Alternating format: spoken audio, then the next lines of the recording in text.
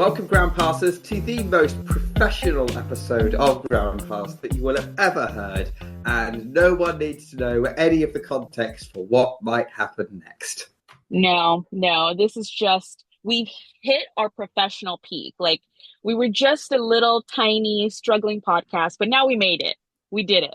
We did, yes. Although if you want to see our most professional moment, maybe stay tuned for our Meet the Professionals episode, which comes out in a few weeks. You just reminded me of it. Okay.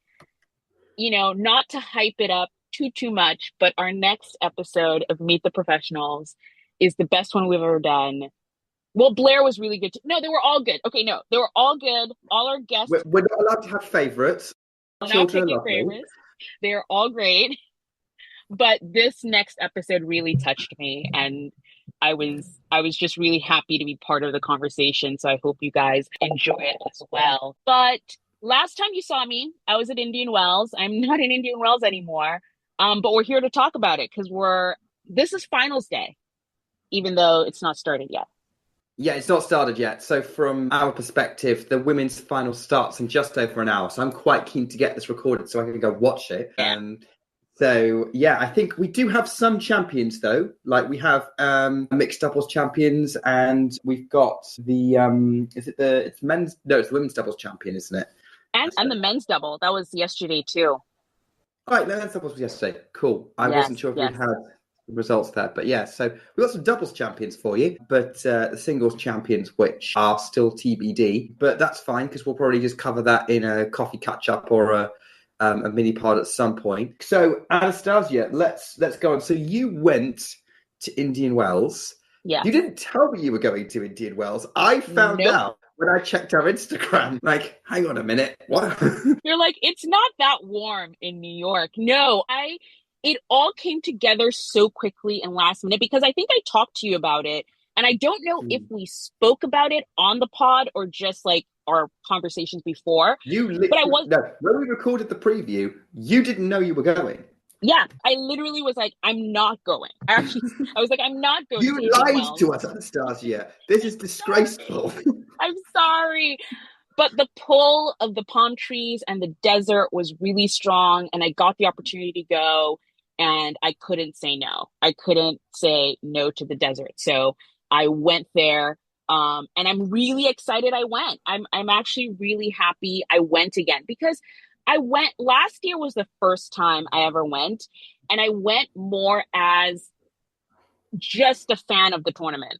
I went as a fan who just wanted to experience the tournament. This time around, I'd been there before. I knew where the courts were. So I wasn't looking at it more sort of like how do I get here? How do I get there? I was looking at it, I think, more critically. And also thinking about ground passers and what their experience was like and how we could sort of share that information with them to make it better. So it was definitely a different trip, but I have to say Indian Wells is now top of the charts. It's my favorite tournament. I loved every moment of it. Yeah, I think it's obviously, I've said it before, saying again, my bucket list tournament, that's the one I really want to go to. And certainly you've continued to sell it. Although, are you absolutely sure that you would sell everything about the tournament? Well, okay. So I do have some reservations. And I think this will bring us to our first topic, which is the second week of Indian Wells. So I went the first week of Indian Wells, which I stand by is the best time to go to a 2-week tournament. Always go to the first week. Always go to qualifying. That's where you get the most bang for your buck. And with Indian Wells, I think they suffered from kind of like the second week slump a little bit. So if you were watching on TV, you would have seen that the stadiums are a little bit less packed, which is so crazy compared to that middle weekend where you could barely move around. There were so many people. The contrast then to that Monday was a bit shocking. You're like, wait, where did everyone go? And I think there are definitely a few things responsible for that. One of them is, and Will Buchek, who I talked to, he was at the event as well. And if you haven't seen our mini pod from last week, go check it out because I kind of talked to people about what makes Indian Wells special. And Will mentioned something that I kind of knew but hadn't really thought about until he mentioned it. But people who go to Indian Wells they don't live there. Very few people live in Palm Springs. In the summer in Palm Springs, it's awful. It's like 110, 120-degree weather. Very few people actually live in the desert there year round. So the people coming to Indian Wells, a lot of them are coming from somewhere else in California, from somewhere else in the country, from abroad, wherever. So when they come to Indian Wells, they're usually there for a chunk of time. You know, you come for the first week or you come for the weekend or something like that. And most likely what happens is everyone goes home on Monday. You know what I mean? So there's definitely less people there. But at the same time, the schedule changes a little bit where a lot of the singles play, I mean, the draw is less. A lot of single players are gone. The doubles is still going, but all of the singles players, their matches are put on Stadium 1 and Stadium 2. The first day, like Monday and Tuesday, there are matches on Stadium 3 as well for singles. And then the rest of the tournament is doubles, men's and women's and mixed, and juniors as well. So that kind of reduces what you can watch. And what I also found out this year that I didn't realize from last year is after the fourth round, so when we get into the quarterfinals, ground passers can't go into Stadium 2 anymore. Because I always used to sell that as a great thing about Indian Wells, that ground pass could get you everywhere except for Stadium 1. But in the second week, once the quarterfinals start, your ground pass ticket cannot get you into Stadium 2 anymore. Interesting. Yeah. I mean, it makes sense given that, you know, all the singles action is on the main two stadiums. That's what tennis insists on trying to sell as its primary product. Yeah. You don't need to go down the rabbit hole of, you know, if you're a doubles fan, that kind of messes things up a bit. But it makes sense for them to do it like that. But I can see why it'd be frustrating, and maybe it might be misleading what we've said previously about going to Indian Wells. But as you say, like, it's standard for a 2-week tournament. Particularly, like what you're saying is exactly the same sort of thing you would find if you went to a Grand Slam. Right, exactly. And you know, we have our solutions, or we have a solution. I don't know if we have a solution, but just a couple of things that I noticed were in the second week. So the way the tickets work during qualifying, ticket prices are like $10 for a ground pass. And then the first few days, it's like $30 for a ground pass. By the time you get to the weekend, the ground passes are like $100, $150, that sort of thing. And then it comes back down, but I think it doesn't come down enough for what ground passers get. It's like in the second week, it starts at $60 for the first few days. And then today, actually, weirdly, they're ground passes for today. You will be able to watch the finals on the big screen, and then you'll be able to watch the junior finals. So the junior girls, boys, and doubles as well in Stadium 3. So you do get to watch some tennis in a stadium on the ground pass today. But then in terms of singles finals, you get to watch it on the big screen, and that's $30. And I'm just thinking, I feel like that should be 10, just like it was for qualifying. So I feel maybe the pricing is something that they can look at to kind of see if they can get more people to come if the pricing was a little bit more reasonable. But you're right. Like, I think every second week, every tournament with a second week deals with this. Yeah. And I guess my kind of points on this would be, one, I think the US Open's pretty similar, if not more expensive, but it's kind of the way it steps down, its pricing is probably very, very similar. And like you say, with everyone kind of coming in from out of town, and you're kind of scheduling a visit to Indian Wells in the same way. Like, you know, that's probably why it feels like tennis paradise, because it's like, it's all people who love tennis going. Yeah. There's no, like, I'm not going to say there's no room for casuals, because we at Groundpass want the casuals to go. But yeah. Like, we want lots of new people to try the tournament out, but I think that's where you'll get that fan base who actually love the sport and want to immerse themselves in it going. And with the second week, I think the people who are going know that they're kind of buying Stadium 1 or Stadium 2 tickets in advance because they know it's a 2-week tournament. They know if you're going from the Monday onwards, past the weekend, you're in the fourth round. There's not a lot of singles action. That's what you're going to be buying. And like Groundpass are kind of great for people who just want to drop in on a tournament or kind of go on a budget. If you're going to go on a budget, you generally don't go second week to pretty much any event. Exactly. I think we received, because I was posting a lot, we did receive a lot of messages from people saying, I really want to go to Indian Wells, but it's so expensive. And I do understand that there is everyone has their own personal budget. So it's hard to say what's expensive for me. Is that expensive for you as well?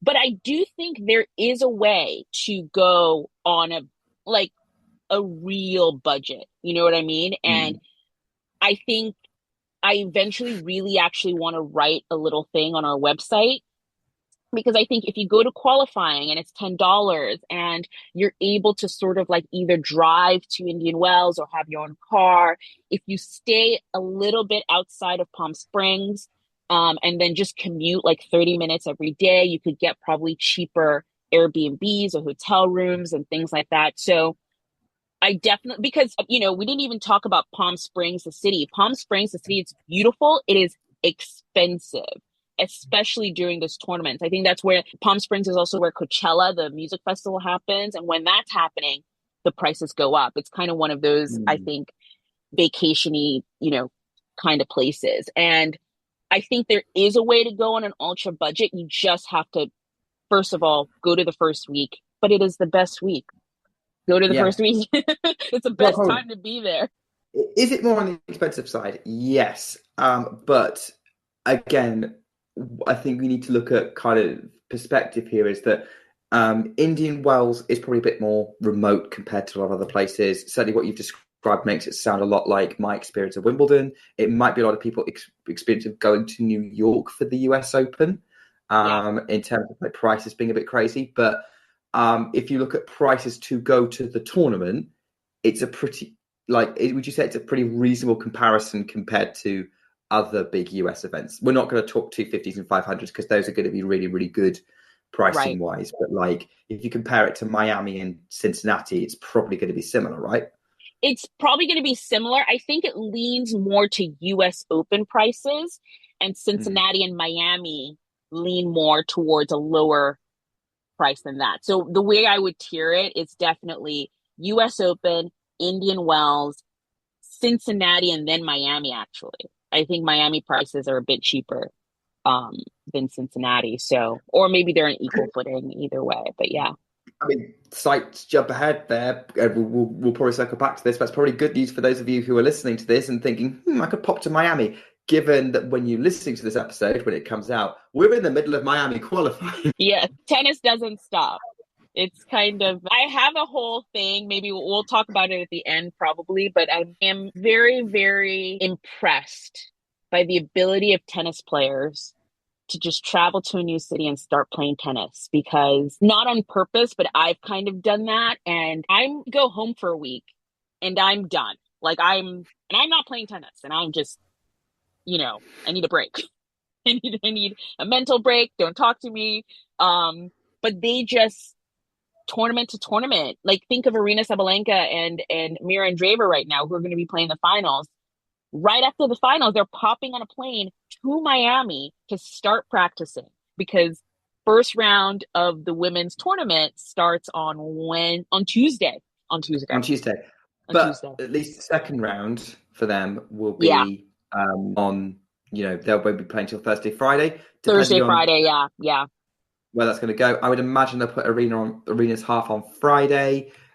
Mira is going to depend on where she comes out on the draw, which from our perspective will be coming out in about an hour and a half. So, we're not going to do a full breakdown there. But yeah, I agree. And I think one of the biggest physical feats in tennis is to maintain a winning streak on back-to-back tournaments. It's what makes the Sunshine Double such a unique and special achievement if you can do that. Or if you can do something like the Clay Double. No one's ever done the Canada Cincy Double, I think, apart from Rafa. big kudos to those of you who can do that recovery thing. But yeah, I mean, we've spoiled it a little bit, but like, I guess we're talking a little bit about from the second week at this point. Like, yeah, it's Aryna Sabalenka, it's Medvedev and Draper in the final, and what a semi-final lineup we had in Indian Wells. You had so good. They were in many ways.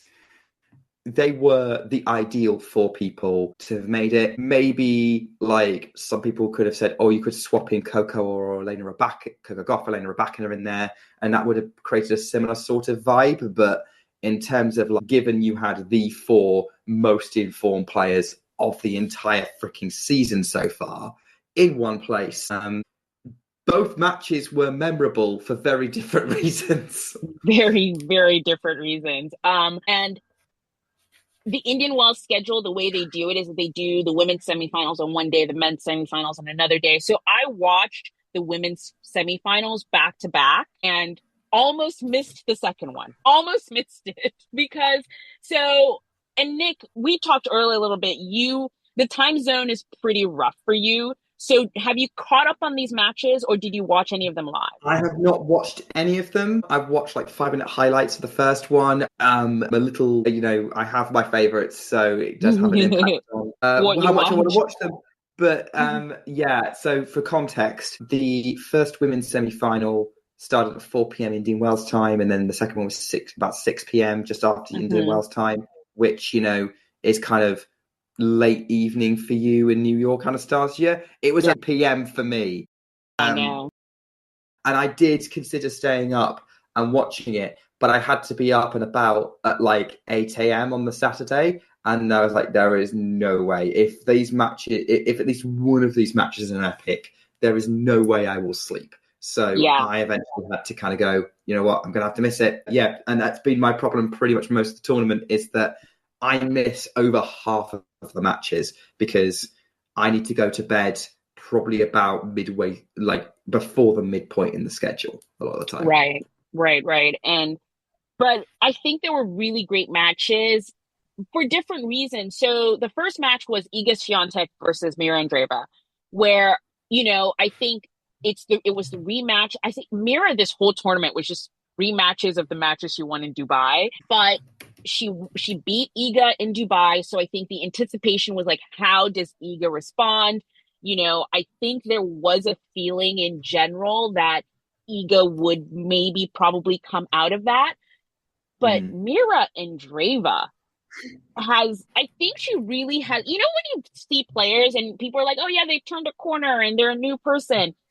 I don't think I've ever seen something as drastic as Mira Andreeva turning this corner. Ever since Dubai, like her coming into Dubai, that run, and then now she just seems so different and just confident, sure of herself, knows what she's doing on court, doesn't she's not too high, not too low. It's actually so impressive to see. You have to remind yourself every single time she's 17 years old, But I think she came into that match with a lot of maturity. And Iga's response to it, I think, what was it? It was the first set she won. Iga's response in the second set was just like, oh, okay. You thought you were like, right. We thought Mira was going to win this in straights. And Iga's like, no. I'm still a really great player. Her response in the second set was ridiculous. It was a 6-1 set. And you were just like, ooh, that was tough. And in the second set, it just became a battle and who could keep their nerve the most. And Iga just couldn't, I think she just got too frustrated and it was distracting to her. And then that. I don't know if that's why she lost the match, but I think it definitely contributed to the loss in some way. So I'm so impressed by Mira Andreeva, just really a mature performance. And it'll be interesting to watch today because Aryna Sabalenka just owns that head-to-head. So it'll be interesting to see if they haven't played since this, as we would like to say, new Mira Andreeva. So we'll see. Well, you say that. They haven't played since the Australian Open. True. And that was...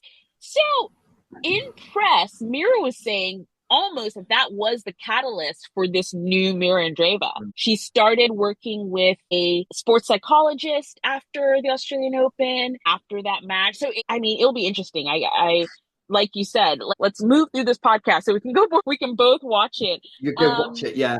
But yeah. I do want to comment on, the second one. Yeah, Maddie Keys got stomped by Aryna, like absolutely stomped. And there's reasons for it. I don't think Mad Keys was herself these 2 weeks, but she still got herself to the semi-finals because she's playing that well at the moment, but was not ready for what Aryna was bringing in the semis. I think she will be next time. But yeah, Love and won. What a revenge. So I really literally almost missed this match because I watched the Iga and Mira match. So I was like, okay, I need a little bit of a break. I'm going to go make dinner, calm down a little bit, put the match on. When I put it on, I expected, okay, they're either going to be sort of like 3/4 of a way through the first set, or maybe they finish the first set, but very much not likely. I turn it on and it's 6-love, 3-love. And we're like at the 36-minute mark. It's just like, what happened? I went back to watch it back, but Aryna was playing so fast. There was no emotion. Like it was like she was a robot made to beat Madison Keys. Like it was so clinical what she was doing. And I was just like, wow, she must really have hurt losing that Australian Open, because to respond in that way, she meant business. It was so clinical. Impressive, especially given, I think Aryna was underrated a little bit given the people she played in the draw up to that point. I think, she wasn't necessarily being tested by the same kind of names as an Iga or a Keys or a Mira have been. But yeah, she came up against the big test and passed it with flying colors. Doesn't even do it justice. But yeah, and that's going to make this interesting, is that it makes the final dynamic very interesting. It's like, what's Mira like? Is Mira ready for this kind of Sabalenka? I think we don't know, and it's not like we're doing this live and we can go back and add something on afterwards. You will find out when we'll know the answer to that when the podcast comes out. Anastasia, was there anyone from the women's you wanted to comment on before we moved on to the guys? I just wanted to comment a little bit about Coco Gauff's matches in general throughout this tournament. The one I actually wrote down in our notes was the Coco Gauff versus Bencic, which was the one match she actually, in my opinion, played well. Every other one, but she lost. She did lose that match. Bencic kind of did the kind of what Aryna did, where I do think Bencic should have won that Australian Open match. I think she was really close there and just ran out of steam. So she did what she wanted to do in Australia. But it's one thing watching a bad match at home on TV. Watching a bad match in person, I think I've decided I don't like that. I don't like it. Because watching Coco this tournament, I think she's trying to find her game a little bit, or is still working things out, but she just seems so sad on court. You can almost, because you're there, you're watching her in person. It just is like, whatever she's doing isn't working, and she's really frustrated, and it just seems sad. And the thing is, she is winning these matches though, because until she got to Bencic, she was winning all these matches super ugly. And I think I've said on this podcast before that I love that whole winning ugly thing. And maybe that's just because I've only seen it on TV. Watching it in person is not fun, because you just feel so bad for the player, and you're just sort of like, you want this to be over for them and you at the same time. So yeah, it's really fascinating. I don't know where her season is gonna go.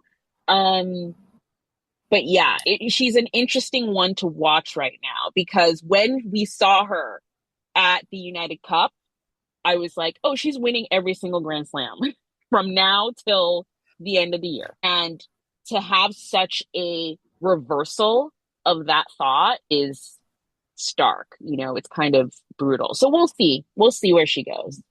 we'll see where she goes. I would say this about Coco Gauff, and I think this is something that, regardless of the technical stuff she's done with her game, which I still don't fully understand, the key thing about Coco, which will probably never change, is how she plays is dependent on her confidence in herself. That's always been the case ever since we saw her on the scene when she was 15. If she's very confident, she plays well. If she's lacking in confidence, it gets a bit scrappier.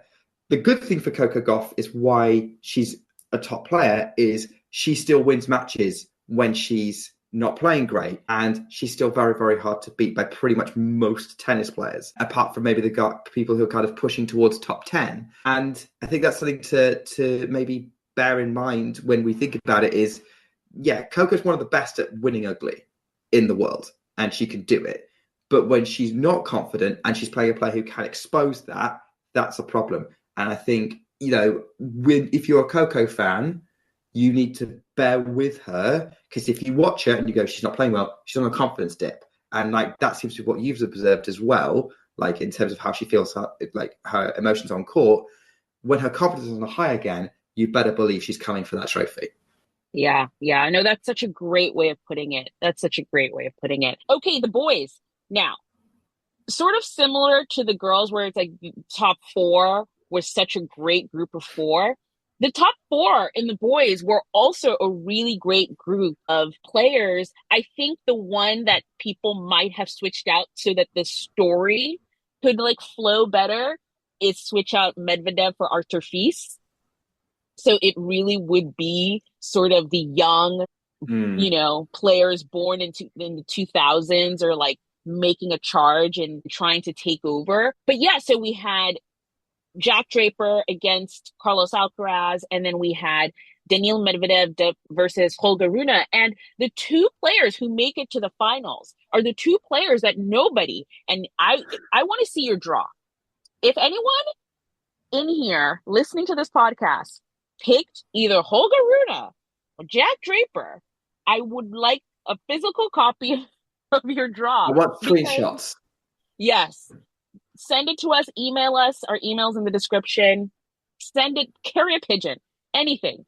Because I don't think anyone picked these two players. And they made it to the finals. And here's the thing, they were playing great all tournament. I think this was the tournament, especially for Holger Rune, who, when he first came out, it was, we have the new baby big three. It's going to be Sinner, Alcaraz, and Rune, and it's going to be great. And he really kind of dipped a lot. And it's like in Indian Wells, all of a sudden, everything is coming back together. He's finding his way again. And he's got himself to the finals in such a really, playing really good tennis. And same thing with Jack Draper. I got to be in one of Jack Draper's press conferences, and I didn't realize this hip injury he has is chronic. He says it's just something he's going to be dealing with for the rest of his life, which I was like, oh, wow, that's a lot. And so to have that, but then to also have this moment where he's playing very well, I think what he's doing really well is managing his schedule very well. And he's not getting to the points anymore where it's his body is failing him. And if his body is not failing him and he's playing like this, welcome to the top 10, Jack Draper, because by getting to the finals, he got into the top 10. And I think it's somewhere that he can stay for a while. And so then I guess we can talk about the two that didn't make it. And Carlos Alcaraz is one. I think it's really hard to do a three-peat. I posted to our social media some clips of his interview that he did yesterday. And I just think he's very young. And we forget that. I think he's a baby. He's a baby. He has feelings. That's why we love him, is because he has feelings. And he puts those feelings into his tennis, and he plays this sort of brash, don't care, has no care in the world kind of tennis that we all love, and, creates all these highlight reels and stuff. But I think as fans of the sport or of Carlos Alcaraz, you have to take that style of tennis with the possibility that he's going to run hot and cold sometimes. And he's going to have a lot of feelings and he's going to get nervous and he's going to lose to someone who, quote unquote, I really hate that. But this is one of my pet peeves when people are like, well, he shouldn't lose to that person. That's such a, I don't know. I don't like that phrase. He shouldn't lose. What do you mean he shouldn't lose to that person? Like they're good players. Who are the people he should lose to? How small is this list? Like, is the only person it is acceptable for Carlos Alcaraz to lose to Jannik Sinner? That's a little too much. Maybe Novak Djokovic, if you want to be generous. Right. But yeah, like I'm the same. Like, you know, any player there's the list of people you shouldn't lose to shouldn't exist. Like every single tennis player has a peak level that is world beating, and the ranking reflects how often they achieve that level, not how high that level is.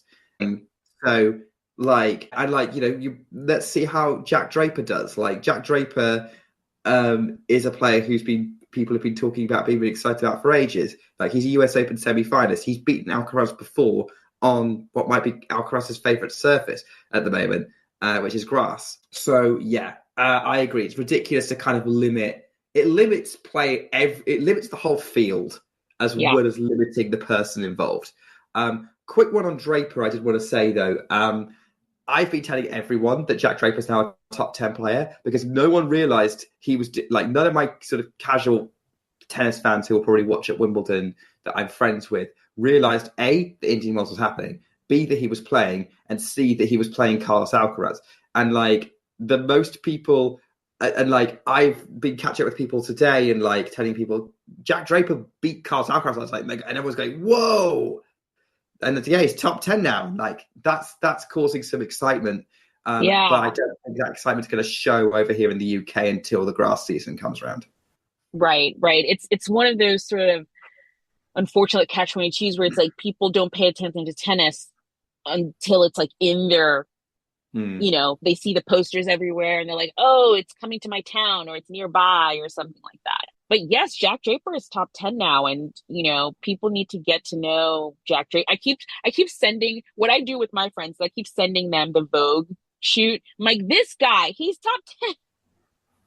He's top 10 now. Watch tennis. But yeah, Daniil Medvedev, I think this was a good tournament for him. Yeah. Our little octopus. By the way, I know you were saying about Daniil Medvedev, like maybe spoiling the party a little bit with Artifice creating this sort of like quadruped, whatever you want to call it, of these young players like under 23s. But I think it was worth it just for Daniil Medvedev's celebration after beating Artifice. For those of you who maybe not know, Daniil Medvedev does not normally celebrate tennis matches. He was jumping for joy when he beat Artifice in one of the tightest tennis matches you could possibly get. It was a really, really, really good match. Like it's rivaling Dimitrov versus Monfils for match of the tournament. It probably was the match of the tournament, given how dramatic it was. But Medvedev just literally jumping for joy, like it was really wonderful to see. And it's nice to see that he's still got that fire in him to want to compete, because he's been looking at down the dumps and looking a bit demotivated. He was motivated out there, and like he was motivated to try and beat Holger Rune. It just wasn't happening on that semi-final. But boy, oh boy, that was a great get out from Medvedev. And for those of you who maybe aren't watching the video, Anastasia is desperate to come in here because her level of enthusiasm for that is just beyond anything. I thought he was going to win the tournament after I saw that celebration. Right. That's what it felt like, but he was so happy. He was so happy. Daniil he's like your grumpy cousin who you're just like, you love anyway, even though he can be so grumpy sometimes. And, you know, to just see him happy, that was nice. Because I think he has been going through it and it hasn't really been great. And I'm sure he's dealing with the sort of, as you know, the kind of like, I still relevant in this sport. And just to see him so happy in that moment was worth watching the whole match. You feel bad for Arthur Fils because it was close. It was, the ball could have just, the the wind. We haven't even talked about the wind. The wind could have tipped the ball over to one side and it would have been a different match, but Daniil was super, super happy. Yeah, and that makes us happy as well, even if you're an Artifice fan.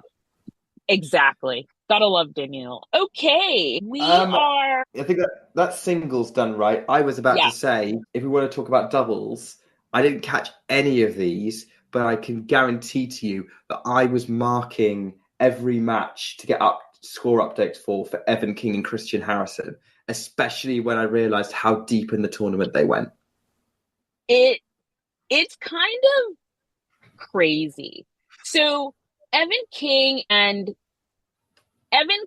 is someone that I met and interviewed at the Champagne Challenger, and coming up this Thursday, I'm going to post the full interview that I had with him, because I posted clips of it. If you watched our little Challenger documentary, you'll see clips of it, but I'm going to post the full one this Thursday, so stay tuned for that. But I interviewed him there, and during the interview, which you'll listen to, he talked about the struggles of being a lower ranked doubles player and how his goal is always to get into the Grand Slams, because that's kind of where you make your living, is from the prize money you get there, but also not being able to play with the same players, because in order to get into these tournaments, you have to have a high enough ranking.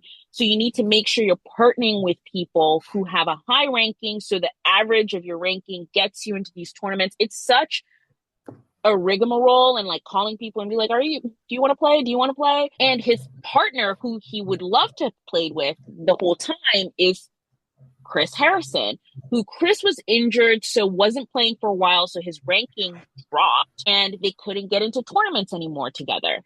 So it's just such a really awful catch-22 of wanting to play with the same person, and in order to become better, because the way you become better as a doubles pair is if you just keep playing together. And I think they were lucky enough to get into the qualifying for the Dallas Open earlier this year. And the run they have gone on from the Dallas Open till now is kind of crazy.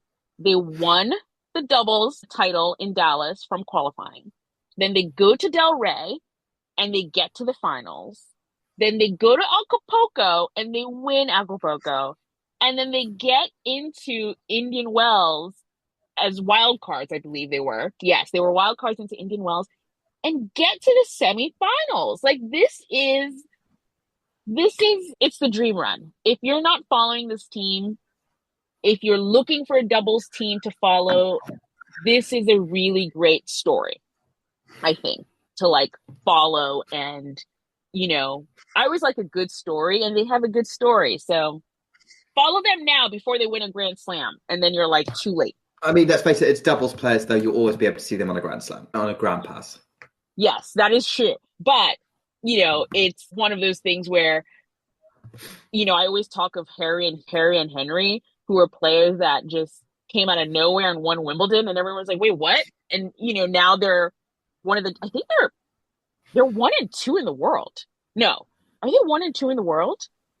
I think Harry and Henry they're definitely in the top 5 of doubles players. And this time last year, they were not even a team. So, that's just how quick things can happen. Yeah, so Harrison and King got to the semifinals, but they lost to the eventual champions, who are they were the number 1 seeds, Pavic and Aravello, a very great established doubles team. So they won the the Indian Wells title. And on the women's side, the winners of the doubles title were Asia Mohammed and Demi Schuurs, a new team that started this year together. I followed both of them separately with other teams before, so it was really fun to see that they had partnered up this year. And the very first match I watched, it was actually the second doubles match, because the first doubles match I watched at Indian Wells was Mira Andreeva and Dana Schneider, their doubles match, which they lost. And then I go over to the next court, and Asia Mohammed and Demi Schuurs are playing against Sara Errani and Jasmine Paolini. And they beat them. And I thought, wow, Jasmine Paolini and Sara Errani are a very good doubles team. Okay? Olympic medalists, Grand Slam winners, They're a great doubles team. So I was really shocked by that win. And they had good form because then they go on to then beat Taylor Townsend and Katrina Siniakova, the current top doubles team, and then win the title. So that's another great doubles team to watch. So don't say we didn't give you great names of doubles teams to watch. Go watch them. Definitely good combos of players there. Absolutely. Asia Mohammed, obviously known for a while. Debbie Schurz has been a long-standing doubles specialist, and I'm really good to see her get some more success on the circuit. So yeah, lots of exciting doubles. And hey, look, this is what we're for. We're here to give you the insight on hey, these are people who are good to watch. Go watch them whilst you when you can, be on the inside, get ahead of the game, and impress your friends that you called it. Just maybe don't tell them you've stolen it from us. Anyway, in addition to Indian Wells, yes, there's the Arizona Challenger, which has been happening, and you talked about the baby big three being originally being Sinner, Alcaraz, and Rune. Rune has now lost his place, potentially replaced with Xiao Fonseca, who's still going, by the way. He went out the first couple of rounds of Indian Wells, but now is in the Arizona Challenger final against Alexander Bublik. Yes. Another baby. He's 18, even babier. But okay, this Arizona Challenger, I have to go to next year. I think all the stuff I've seen, it's always been a tournament I've kind of circled around and be like, oh my God, it looks so great. It looks so cool. This year, first of all, the field was great. Really great group of players. And just the stories and matches coming out of it were just so fun. And I think I posted a photo of a poster they had that was being sold. And I was so sad because they were like, oh, you can only get this at the tournament store. And I was really sad. I was like, can someone buy this for me and bring it to me? And the artist actually reached out and said, we'll hold one for you and mail it. And I was like, so once that, I know that was really, really nice. So once that comes, I'll show you guys once it's arrived. But I really think that the Arizona Challenger is great. And this is the thing about challengers. I think people just think, what is a challenger? It's a tiny, and yes, some of them are super, super small events, but the Arizona Challenger looks like a 250. It probably looks like a 500. It's a pretty stacked event and it looks really great. So it's one I will definitely recommend. And like you said, Joao Fonseca is in the finals after going out early to Jack Draper at Indian Wells, and he's going to be playing against Sasha Bublik, who is doing a Tsitsipas. He changed his racket. He's playing with the Babolat Arrow, the hot new racket. I mean, Madison Keys got there first. Just want to point that out. No, she totally got there first. She, once she did it, everyone was like, I can change my racket? I did not know this. But definitely a lot of players are changing their rackets. And in fact, you actually messaged me about this, but I did a little video about racket changes because we were just getting a lot of messages being like, what do you mean he changed his racket? What does that mean? It was just a lot of questions. So I just thought, let me just sit down quick and record this video and explain what's happening. It is one of our top watched videos on social media right now. I still get messages from that video on wherever I posted it. And I'm just like, these are, I love doing these little explainers. So maybe I'll do more little explainers like that. But it's looking like Bublik is trying out Babolat Arrow racket as well. It's blacked out, just like Tsitsipas's was blacked out. But his has some of the yellow peeking out. So you can tell easier. And he basically, the source where the story came from said he bought the rackets and black spray paint and just did it himself, which is he didn't do a very good job given this yellow. He did a good job. I know, but that is such a Bublik thing to do. You're just such a Bublik thing to do. He went to Tennis Warehouse and just bought some rackets. But yeah, so that's the tennis that's going on right now. We will wrap this up with what's coming up, which we've already said. Miami.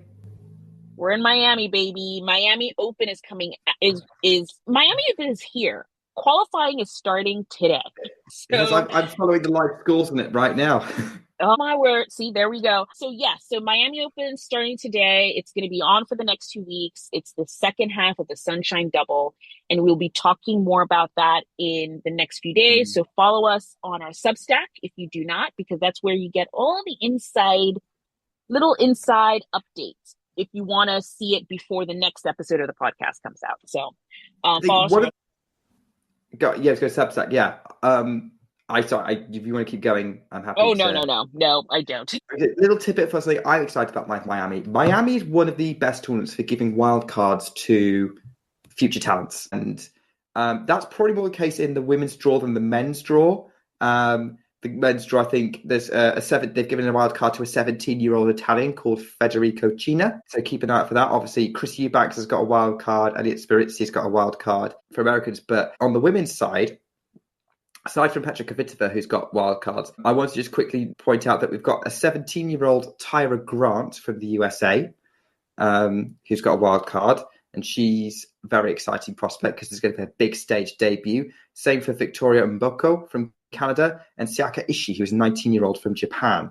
So if you're going to Miami, depending on where these women land up in the draw, they could be ground passes. Go check them out because you might be seeing them on big stages in the next sort of 5 years. Yeah. A lot of those names I haven't watched in person, but I'm very fascinated. I've heard a lot about Victoria. I think it's her first name. Yeah. Yeah, and she's been winning all these ITF events in a row, so I'm very excited to see what she does in Miami. It's always different when these young talents play, in sort of like the big leagues, I guess you would say, but sometimes a lot of them just turn up ready, so I'll be interested to see how that group does. It is time. You know what time it is. It's about Fortnite time. Fortnite time, yay! Hey, it's been a while. Nick sent me his player of the fortnight like a week ago. I did, because there was no one else who could possibly beat that. That is true. Say who it is? Sanai Kartal, who it's difficult to go into the reasons why I've given her player of the fortnight. Like, there's the obvious ones. She's a lucky loser. She's now climbing her way to a career high ranking. She broke top 100 at kind of beginning of the year. Now is climbing well up as a result of making the last 16 of Indian Wells in style and losing to Aryna Sabalenka. But I also think that there's this wonderful parallel with us at Groundpass with Sanai Kartal because of the episode I can't talk about yet. So you will realise why it's so significant that it's fun that this particular lucky loser made it to the last 16 of Indian Wells. She was probably going to be in the morning anyway, but she's particularly special to us because of her relationship with our guest in our next Meet the Players episode, Professionals episode. And that is all I will say. All will be revealed when you listen to that episode. Yeah, you're going to have to come back and listen to that episode now just to find out the story. Sorry, guys, but... You just have to come back. My player of the fortnight is Colton Smith. He is a young American player who I first heard about because he won the Cleveland Challenger at the beginning of this year. That was a challenger that happened right after the Australian Open in the States, and he won it. And it was such a stacked challenger, and he was not the person anyone was expecting to win it. So I definitely marked that as someone to watch. And guess what? I show up in Indian Wells and he's in qualifying. He gets through qualifying. His last match was so emotional. His mom was there. Everyone was there. And it was so exciting to see him qualify. And then he wins his first round match against Flavio Caboli, a top 40 player. It's the biggest win he'd ever had. And it was just so sweet. And it was on his birthday. Oh, I forgot. It was his birthday on the day that he won. So it's just such a great moment seeing a young player come up and, and it seems like he's going to have a great future. He plays college tennis at the University of Arizona, and they have this phrase, which I'm always sort of like, that's so funny, but he's the winningest. And I don't know if that's a real word, but he's won the most of that college program for Arizona State ever. And so he's new, he's upcoming. He talked, we got to speak to him in press as well. And he's really a nature lover kind of person. When he was talking, I was like, oh, he could totally hang out with Tommy Paul. Like they could go fishing together and it would totally work. They could go fishing together. Another fun fact about him, he hadn't had coffee ever in his whole life until, well, then it was 3 weeks ago, but now it's 4 weeks. Like ever. He started drinking coffee 4 weeks ago. Is it because you introduced it to him? This is a possibility, but no. And it was really funny because his coach was in the interview with him, it's because these players are so young to the game and stuff. It's like they haven't done press conferences before. You know what I mean? So his coach was in the press conferences with him and he was laughing about it. He was like, yeah, he'd never had coffee before, but he needed a pick-me-up now that he's playing these qualifiers. He's traveling for Madden, so he tried coffee and he likes it. So he's going with that. He also got a wild card into the Arizona Challenger that we spoke about. He got 2 really good wins. I think the biggest one there was against Roman Safulin, although I don't know who's higher ranked. He also beat Shevchenko in that tournament as well. So he's on the rise. He's up and coming. I don't know if we will see him in Miami. We'll see. But again, someone to watch. Colton Smith. Write it down. Don't say we didn't tell you. Latest college tennis graduate on the scene, and you heard it first. I was like following his progress to qualifying. I thought, I bet Anastasia is keeping an eye on him. So yeah, great. I think that's a great pick, and I think we're clearly going to be seeing him, at least in the US, continuing to make some waves. By the way, I was reacting pretty hard to what you were saying there, because I obviously, if you haven't checked it out, go check out who, like, these videos that Indian Wells been putting out on their social media, and one of them was like, which player would you most want to be stuck in the desert with? And I don't know if you've seen this. Have you seen this video? No. Because pretty much the first 3 responses set the tone for the video, because they all said Tommy Paul. Your fellow players, like asking tennis players, which of their fellow players would you most want to be stuck out in the desert with? And they all said Tommy Paul, because he actually knew what he was doing. Because he'd actually know what he was doing. Oh my goodness. Oh no, I have to go find that now. That's so funny. They're like, he can survive. Yes, he will keep me alive. I can't remember what, like, Francis Tiafoe's pick was like, it was Tiafoe. Someone picked a player and said, to be honest, we're both going to die, so it'd just be hilarious to be with this person. And Zverev's response to it was Novak Djokovic, because he's the most famous person, so everyone will be looking for him. Just this highly, overly logical answer. Like, that completely makes sense. It totally makes sense. Of course, they would find them in like 5 minutes. We need to get them. I can't believe Tommy Paul was the one everyone picked. There you go. Okay, awesome. Wow, this was a great episode. Again, we're now super professional. You're going to have to, you can't really match the professionalism of this podcast anymore. I know, complete with Anastasia's quotes Zoom background. Look, not even AI could do this. You know what I mean? No. The less questions we ask, the better. And on that note, thank you everyone on Groundpass. Actually, do you know what? Before we close, I should say, please do ask us questions. That's why we're here. Ask us questions about the tennis, not how the podcast gets made. On that note, thanks everyone for listening. We'll see you in a couple of weeks. Bye, guys.